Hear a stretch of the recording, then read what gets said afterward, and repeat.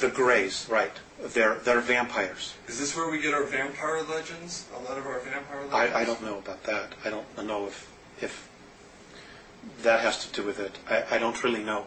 I wouldn't be surprised, to be perfectly honest with you.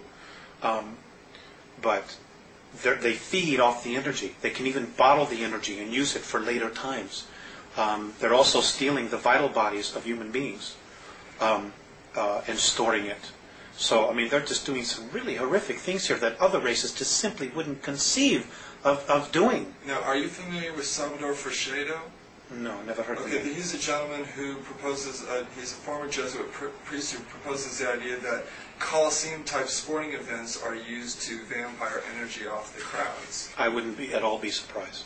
Right. It wouldn't surprise me in the least. He said, like, the sacrifice of human beings in some ancient civilizations here on Earth was a form of belief system that was set up for these beings to vampire energy off of. I wouldn't be surprised at that either. Okay. War, our wars here, it's the exact same thing. And to all of your viewers, I'm going to give you some homework. It is an absolute must that you go out and get the book, The Gods of Eden by William Bramley. It is an excellent introductory book that will bring you right up to speed with what's going on. It is over 80% accurate with the information in there, and I strongly suggest that people read it. It's excellent. And the 20% that isn't accurate revolves around what type of ideas? Around the soul and the being that we know as Jesus, which I'm not going to go into. Okay. Now, how are we doing on time here? Do you still have some more time? Well, we've come here an hour so far. We'll continue. Okay, you let me know when you need Okay. to break. How are the renegade Zeta Reticulans able to manipulate Earth's most powerful governments into a position of checkmate? Oh, it's easy. That part was really easy.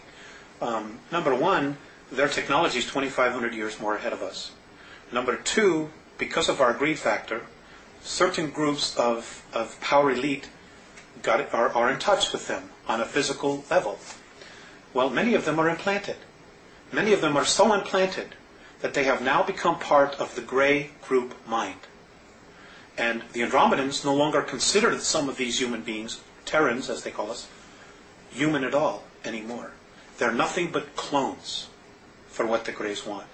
And they pass down orders, they tell others what to do, and of course the chain of command that we've established on our planet is exactly what's happening. Also, playing on the greed factor, those who are still human, they look at the fact that, well, they're here, they're the rulers, we can still maintain our place of privilege in the world, so we'll form the new priesthood. We'll be the go-between between the workers and the gods, just like we saw in Babylon, in Assyria, Egypt.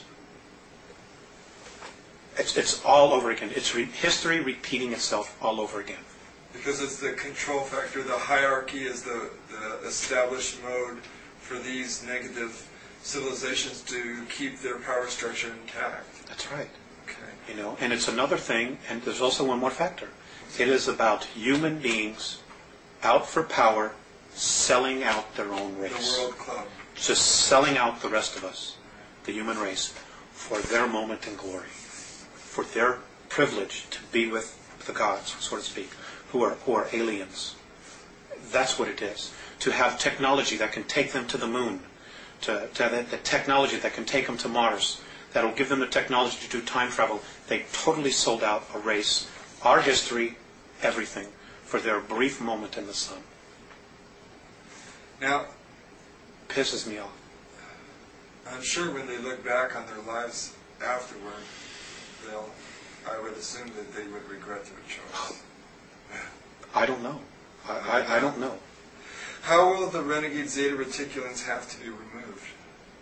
It's, well, if we can create, if humanity makes a real commitment to create an environment of unconditional love and simply refuses to hate, to go to war, to kill each other and destroy our planet, they'll have to leave because they can't deal with the vibration. If we can't, it's going to take outside intervention to get them out of here. Period. Are the renegade Zeta Reticulans going to try to deceive humanity with an elaborate religious event they are staging? The perceived second coming, yes. I have been told to really beware of that they are very capable of playing out the second coming, creating a clone who will look like the image on the Shroud of Turin, which, by the way, was one of their deals. And this soul will have holographic imprints and information regarding all the world's religions. He won't have a soul. And yes, I mean, we've been led down this path of the book of Revelations, that this is God's Word. This is the way it has to happen. And you know what? God didn't write the Bible. Man wrote the Bible. Period. ETs didn't write the Bible, but some ETs did tell those souls, those men, what to write.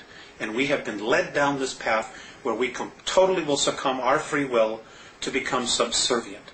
And I'm not here to offend anybody, but really think about it. Really think about, what we've done and what our history has been. We've been to this place so many times before, and we still haven't gotten it right. And we're still not going to get it right unless we do it as a race and just cut out all the crap. Period. Now, that leads me, I'm going to jump a question. Do they have control of the world media? Greed does. Greed does. But a lot of the I don't know if it's them themselves. Well, the programming is being introduced, and it is mankind that is introducing it to the masses. So it's the people that are selling out. Basically. That's it. It's the new priesthood. Okay. That's where the responsibility lies. What would be the outcome if human beings believed that renegade Zeta Reticulans were the hope of mankind? We would know a tyranny and an enslavement that is far beyond anything we could even imagine. To put it just quite bluntly, we'll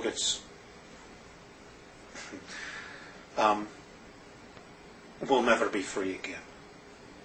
We'll never be free again. We will be stuck until we're rescued by an outside force. We ourselves will not be able to break free. That's the bottom line. And right now, we have an opportunity.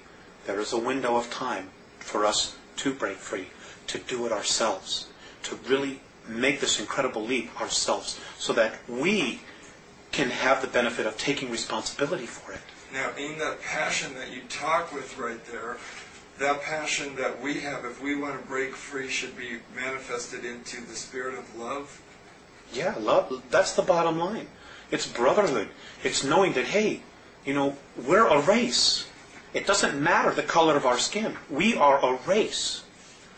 And we're being messed with in a big way. We're being manipulated in an incredibly audacious way. They're just mocking how stupid we are when we're really not stupid. But nobody will tell the truth. Nobody will come out and say, hey, none of this is right. We were never meant to live this way. And they had no right to come down here and mess with us the way they've done that. And the real strength in us, in our own permanent evolvement as a race, will come from us standing up, taking a stand and saying, you know what? No way. We're not going to do this. We're not going to destroy ourselves for your enjoyment so you can feed off of us. You have no right to manipulate our governments, to create wars. None of this was right. And that's it. We need to stand up as a race, exercise our free will, and say, you know what? We don't want to live this way anymore. We want to create a real future where our kids will have an opportunity to be whatever they want, to live in an environment that's clean, that's free, where they can have water to drink, where they can go out and eat fruit, where they can play in the dirt without getting radioactively toxic. All of this stuff that we're doing to ourselves. So the people with weapons, the police, the military people, these people need to be persuaded and persuade themselves and then believe themselves that they can lay down their weapons, that they don't need to use them against other human beings, that they can love other human beings, interact with them without a violent or power control type of situation going on. Oh, I'm not saying that there aren't some human beings here